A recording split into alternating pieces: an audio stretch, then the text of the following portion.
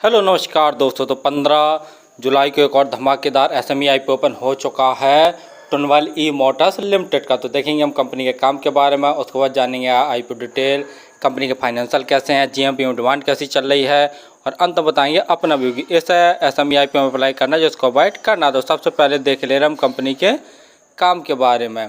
तो टुनवाल ई Motors limited की स्थापना दिसंबर 2018 में हुई थी और कंपनी का मेनली काम देख लिया जाए तो ये इलेक्ट्रिक 2 व्हीलर और 3 व्हीलर्स का मैन्युफैक्चर करती है। मेनली रूप से देख लिया तो ये 2 व्हीलर का ही मैन्युफैक्चर करती है। जैसा आप स्क्रीन पर देख पा रहे होंगे, कंपनी 23 प्रकार के डिफरेंट मॉडल्स के जो 2 व्हीलर्स हैं वो कंपनी मैन्युफैक्चर करती है। जैसा आप स्क्रीन पर देख पा रहे होंगे, कंपनी अपने प्रोडक्टों को 19 से अधिक स्टेटों में सप्लाई करती है और इसकी मैन्युफैक्चरिंग यूनिट पालसाना में स्थित है। और अभी तक देख ले रहे हैं मार्च 2024 तक तो कंपनी में 64 एम्प्लॉय काम कर रहे थे। तो कंपनी का काम तो आपको समझ में आ गया होगा। चलिए अब देख ले रहे हैं आईपीओ की डिटेल के बारे में।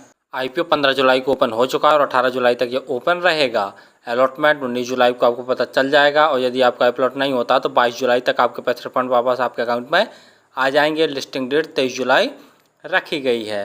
प्राइस बैंड 59 रुपीज़ रखा गया है और लॉट साइज 2000 शेयरों का एक लॉट रखा गया। टोटल यूज साइज 115.64 करोड़ का रखा गया, जिसके तहत ये 81.72 करोड़ के फ्रेश इशू अर्थात नए शेयर जारी कर रही है और बाकी 33.93 करोड़ के ऑफर फॉर सेल है, यानी जो प्रमोटर्स है वो अपनी होल्डिंग बेचकर निकल रहे हैं। रिजर्वेशन में रिटेल बायों के लिए 50% का रिजर्वेशन रखा गया है। अदर्स में हमारे एचएनआई कैटेगरी के लोग भी आ जाएंगे तो उनके लिए 50% का रिजर्वेशन रखा गया। रिटेल कैटेगरी में यदि आप एक लॉट अप्लाई करेंगे तो आपको 1,18,000 रुपये खर्च करने पड़ेंगे और रिटेल कैटेगरी में मैक्सिमम एक ही लॉट अप्लाई किया जा सकता है। यदि एचएनआई कैटेगरी में अप्लाई करना चाहते हैं तो कम से कम 2 लॉट अप्लाई करने पड़ेंगे, जिसके लिए आपको 2,36,000 रुपये खर्च करने पड़ेंगे। आईपीओ आने के पहले जो इनकी प्रमोटर होल्डिंग थी वो 97.04% थी। आईपीओ आने के बाद इनकी प्रमोटर होल्डिंग 62.34% जैसी बचेगी। बाकी फाइनेंशियल में जैसा देख रहे हैं ऑल अमाउंट सभी के सभी हमारे लाख में दिए हुए हैं।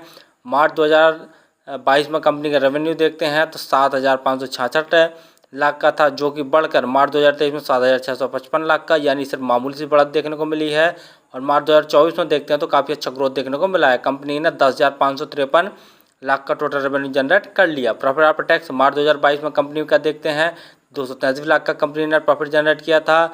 मार्च 2023 में बढ़ गया इनका प्रॉफिट 372 लाख का हो गया, यानी रेवेन्यू में तो देखते हैं तो मामूली सी बढ़त देखने को मिली है, लेकिन प्रॉफिट आफ्टर टैक्स में काफ़ी अच्छा उछाल देखने को मिला। वहीं मार्च 2024 में देखते हैं तो कंपनी ने 1,181 लाख का नेट प्रॉफिट जनरेट कर लिया, यानी ज़बरदस्त ग्रोथ देखने को मिली है टोटल रेवेन्यू में भी और प्रॉफिट आफ्टर टैक्स में भी। नेट वर्थ वो भी धीरे धीरे बढ़ रही है। रिजर्व कंपनी का मार्च 2022 में 321 लाख का था और जो कि बढ़कर मार्च 2024 में 1,224 लाख का रिजर्व कंपनी के पास हो गया। रिजर्व भी देखते हैं तो कंपनी के पास ज़बरदस्त है।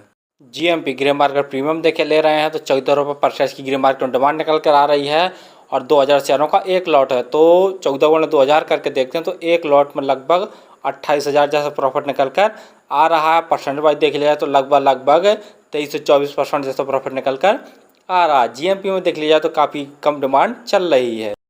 फाइनली हमने देखा कि टुनवाल ई मोटर्स लिमिटेड एक इलेक्ट्रिक 2 व्हीलर मैन्युफैक्चरिंग कंपनी है। तो कंपनी का काम तो ठीक ठाक है, डिमांडिंग वाला, फ्यूचर ग्रोथ वाला। दूसरा कंपनी के फाइनेंशियल भी काफ़ी दमदार हैं। साल रेवेन्यू में ग्रोथ देखने को मिल रहा, प्रॉफिट आफ्टर टैक्स में भी काफ़ी अच्छा चाल देखने को मिल रहा है। जीएमपी में लेकिन कम डिमांड चल रही है और इस सेक्टर में कंपटीशन भी बहुत ज़्यादा है। तो फिलहाल तो मेरे हिसाब से यदि आप इस एसएमई आईपीओ में अप्लाई करना चाहते हो तो लास्ट डे अप्लाई करें। 2 चीज़ें ज़रूर देख लें कि जो इसकी ग्रे मार्केट में डिमांड है वो थोड़ा सा और बढ़ जाए, लगभग 30% जैसी हो जाओ। टोटल सब्सक्रिप्शन कम से कम 150 गुना से ज़्यादा हो, तभी ये सेफली रहेगा एसएमई आईपीओ अप्लाई करने के लिए।